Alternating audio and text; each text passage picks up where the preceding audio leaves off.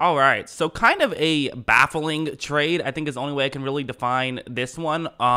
So we've had some surprise cuts, which, listen, we're going to see some surprise moves happen just because that's where we're at, where you have to cut the roster down to 53, and because of that, you're going to have some instances where, we see a surprise. We saw the Raiders get rid of Alex Leatherwood already, which I think was a bit of a surprise. Not to say that he was a star when we saw him, but still, seems a bit early to give up on a guy like him, even with, I mean, he wasn't a horrible prospect by any means, right? He shouldn't have gone in the first round. Like, when he was drafted was an insane reach, but he still, I think many thought that he would still be, at least here for another year.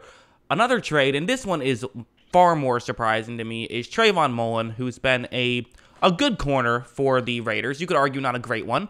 I think that's a fair argument, but still a solid corner for the Raiders that they're basically giving up for nothing. I mean, they're giving up a seventh round pick that could become a sixth round pick. So I mean, it's nothing. It's you use those picks on special teamers sometimes. So they're getting very little value, which makes you think they probably were just going to get rid of him already. Which begs the question: why are you getting rid of Trayvon Mullen, who's a good corner for you? The first thing I thought of, which I think is something that's possible, is they just don't like how he fits in this scheme. I think it's potential. Maybe they want to go with more of, Josh McDaniels there. Maybe they're going with more of like a man-heavy scheme, in which case, getting rid of him could be a logical move, I guess. But not if you're getting no value back. I mean, the guy's still on his rookie deal. He's getting paid nothing. Like, you're paying him nothing.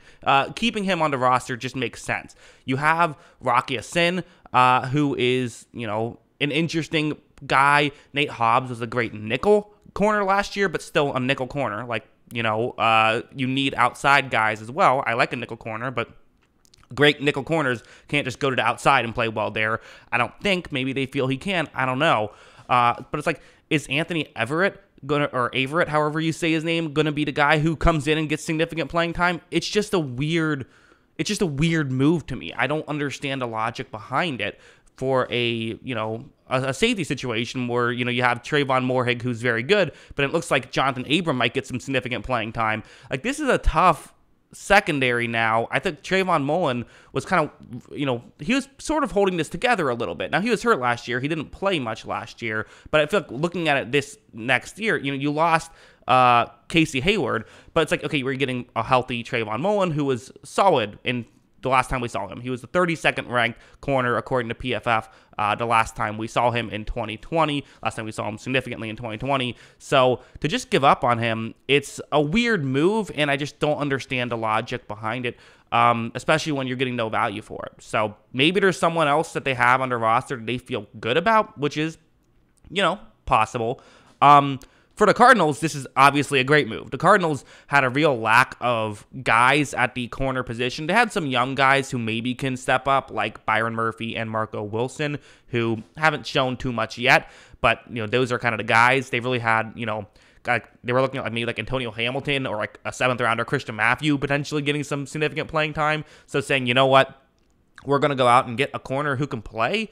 This is a huge get for the Cardinals, who I had as the 32nd ranked team in terms of the coverage unit in football. This could be a big benefit and make them significantly better there. Because again, corner is, or really coverage in general, is a weak link position. If you don't have a if you have a hole, you're going to be in trouble. And for the Raiders, I feel like they weren't dominant anywhere since they lost Casey Hayward. But the one thing they had going for them, I thought, was that, well, you don't really have a weak link. You have a guy who, Mullen, is he going to be a fantastic number one? No, but he'll be a fine number one, and he'll be fine on the outside. And you'll have Rocky Sin on the other side, who should be fine in that role. Nate Hobbs, boom. 3 corners that can play.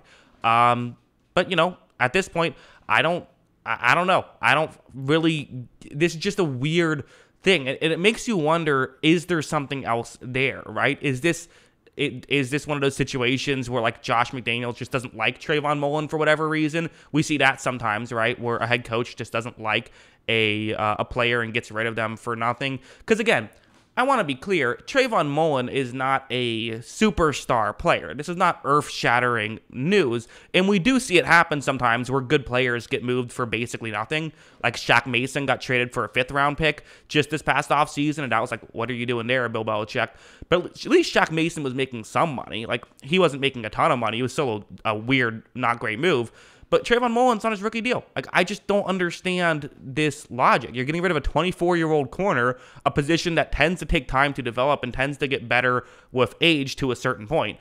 And you're in a position where you really don't have enough corners, I think, to make up for it. So, I mean, it's just a weird asset management, I guess. And it's one of those things, too, where it's like, with all these other teams that could use corner, it's like you weren't willing to give up a 5th for like a starting caliber corner. Like Cincinnati, for example, wouldn't this have been a perfect move for the Bengals to go out and get Mullen, and this way you don't have to rely on Eli Apple, being the guy? Like, it would have been a same scheme that we've seen Mullen play in. Or I guess a slightly different scheme, but still, I feel like my question to this stuff is always like, A, why are you getting rid of him? And B, why was that all you were able to get out of him? So, listen, you guys know, love the Raiders. Raiders Nation always seems to represent when I make these videos. And, like, I'm not against necessarily getting rid of a player who has a big name just because you don't think they performed well. Like, again, the Alex Leatherwood signing or Alex Leatherwood release is surprising simply because he's a big name, but Alex Leatherwood hasn't shown much promise, so I understand the logic in getting rid of him. Whereas Trayvon Mullen not only has shown promise, but has just been like a legitimate, like, solid player, and I just don't understand this. The closest example I can think of is I remember when the Jaguars were tanking, what they did was they traded Harrison. I'm trying to remember his name now. I believe Ronnie Harrison, who was the safety. They traded them to the Cleveland Browns for like a 6th-round pick, and it was kind of like, okay, this isn't a star safety. I'm not even sure I remember his name correctly, but he's a fine safety who can play in the NFL, and you're getting rid of him for nothing, basically just to make sure that he doesn't help you win football games, it seemed like. Well, the Raiders are trying to win football games. The Raiders are not trying to lose here.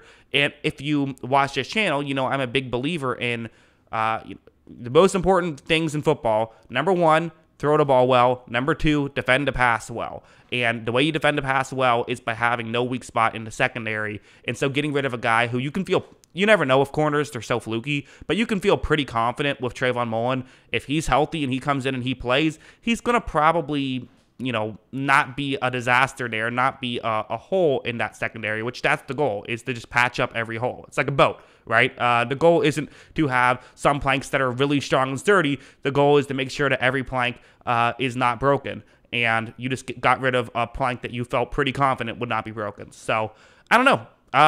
It's a weird move. I don't like it. I just think it's not a good decision at all by the Raiders. Usually I try to say both sides on every issue and try to understand it more, but I just think this was a dumb move by the Raiders. Great move for the Cardinals. Why do the Cardinals always seem to just pick up these good players for nothing? Why does that just seem like, why are they the team? How do they do that? I don't understand. But yeah, let me know in the comments below what you think of this move. Always love hearing from you. And of course, as always, thanks for watching.